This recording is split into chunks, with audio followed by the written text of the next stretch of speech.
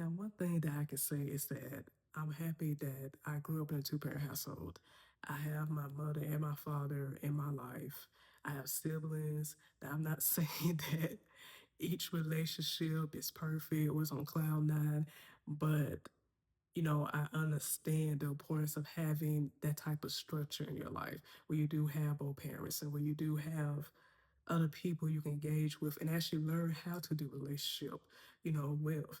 And I'm not saying, that journey is easy or it's perfect or you may not have any issues or anything like that. But it's good to be in that type of setting where you actually can learn, how to communicate. Because yes, there are, relationships that we come across that tend to teach us some big lessons.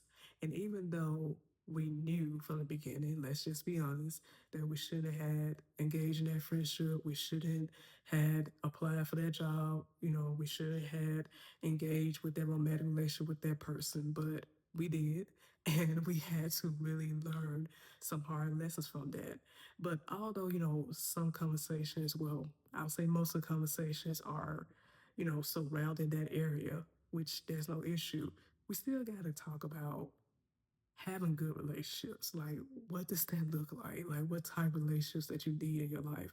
And I know everybody's different. Everybody has different experiences. So these are just my thoughts and just what I learned from my own experience. I know it's important for me now and ever to have a real community in my life. I understand that now. I get it now.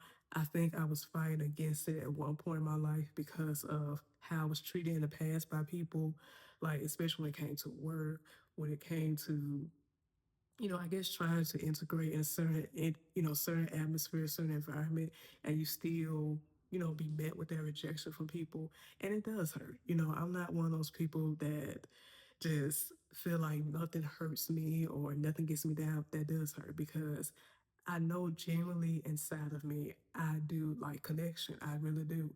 Even when I talk about diversity, I really like to be around different people.